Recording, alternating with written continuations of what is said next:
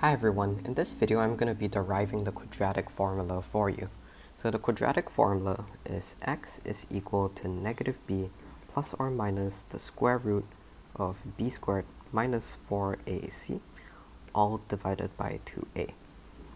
And this works when we have a quadratic ax squared plus bx plus c, and this has to equal 0 for the formula to work. Some of you have this formula just engraved in your brain by now, but have you ever wondered where this formula came from in the first place? How can we derive this formula? Well, let me show you just that in this video. So of course, if I'm going to derive this formula, I'm going to start with this general form over here. So let us start off by just rearranging this equation a little bit. So I'm going to start off by shifting the plus c to the right hand side. So it becomes minus c. Now I'm going to divide all the terms by a. In other words, I'm just multiplying everyone by 1 on a.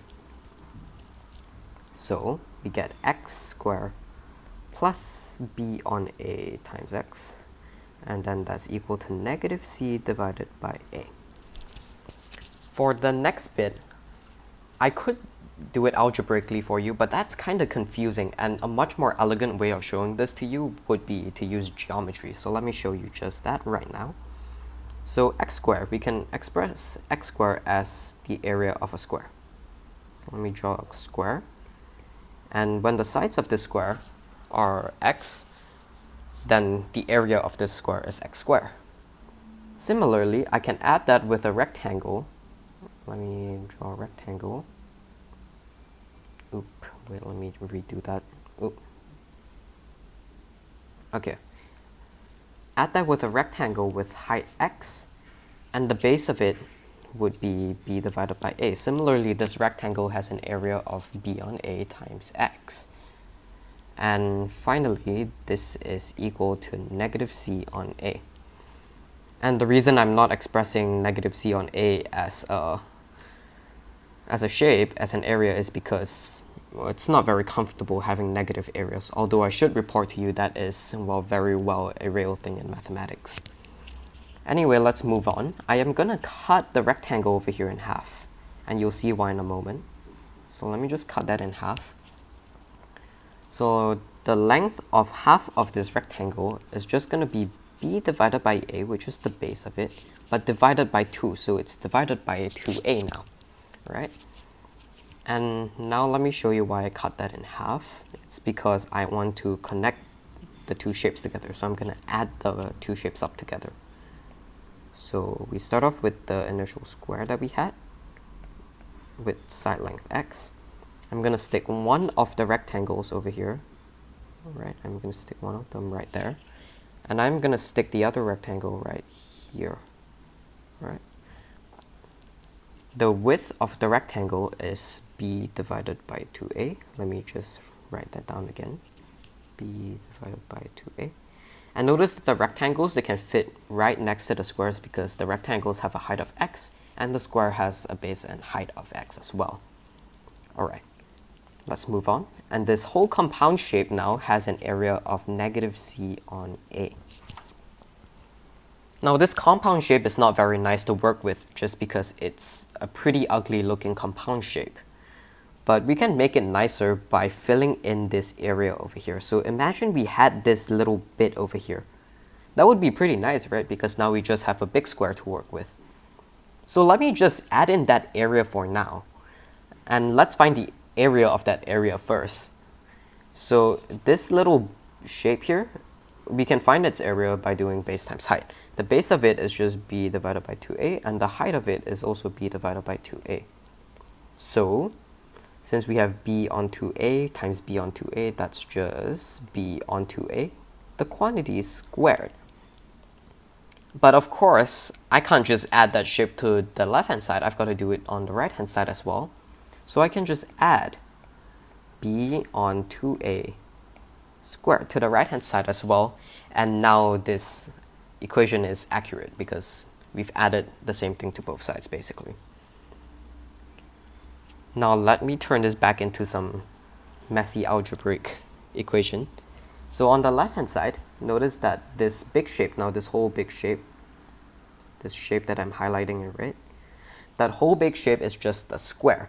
And the area of that whole square is just the base times height again. The base is just x plus b onto a. So we have x plus b onto a. That is one of the sides. And since it's a square, we can just square this to get the area of the square.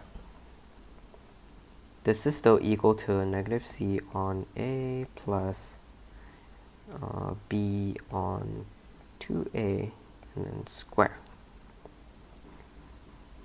Next. So actually before we move on, I just want to show you why we've done all of the steps before. It's because now we've isolated one x. So we only have one x in this entire equation now, which is very nice. We can rearrange it easily. Before this, the problem was that we had an x squared and then we had another x. So it was pretty hard to solve before, but now we've simplified it into this. Okay, let's continue. So I'm gonna square root both sides to get rid of this square right here. So we can square root and square root. And don't forget the plus minus over there. So on the left hand side, that and that cancels out. We are left with x plus b divided by 2a, just like that. And that is equal to the positive or negative square root of negative c on a plus, and actually let me just square that out. So we have b squared divided by 2 squared, which is 4, and then a squared. Right, so I've just expanded that square out. Okay. Now the next thing we're going to do is that I want to combine these two together. Because once I combine those two together, it's going to be so much easier to work with. So let me combine those. And to combine fractions, we need both of them to have the same denominator. So let me just make a quick note on the left hand side here. Let me just make a note. So negative c divided by a. If we multiply the top and bottom of that by 4a, at the bottom we get 4a times a squared. And then at the top we have minus 4ac. So we've just multiplied 4a to the top and the bottom, and that's still the same thing. So what I've done is that I have turned this over here. Let me erase that. And I have turned that into negative 4ac divided by 4a squared. And now both of the fractions have a denominator 4a squared, which is very nice. So now I can combine them together. So when we combine them together, they have a denominator 4a squared. And the top, let me just flip these two around. It's the same thing, it's just b squared and then minus 4ac. Okay, so that's what we have now. Let's also split this square root up. So since we have a whole fraction inside the square root, what we can do is we can split the square root up. So we can split it so that we have the top of the square root, or rather the top of the fraction in the square root, and then the bottom of that also in the square root. Again, let me just write a quick note over here. The square root of 4a squared is just, well, the square root of 4 times the square root of a squared. The square root of 4 is just 2, and the square root of a squared is just a. So let me also just simplify that out. So let me rub off the bottom. And we can change that to 2a. Okay, bear with me, we're almost done.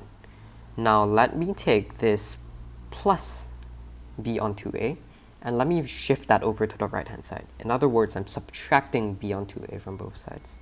So why I do that is because I want to be left with just x over here, and we are subtracting b on 2a, right? And what do we get? We get x is equal to, and since both of these have the same denominator, we can just combine that together. We get 2a. And over here we have a minus b, right? Let me just put the minus b in front, and the rest of it is the same. Plus or minus the square root of b squared minus 4ac. And voila, that is the quadratic formula, and we just derived it in this video. So hopefully this video was interesting. Hopefully you learned something. Leave a thumbs up if you liked it. If you have any questions, any suggestions, please feel free to leave them down in the comment section down below. And thank you so much for watching. Have a great day.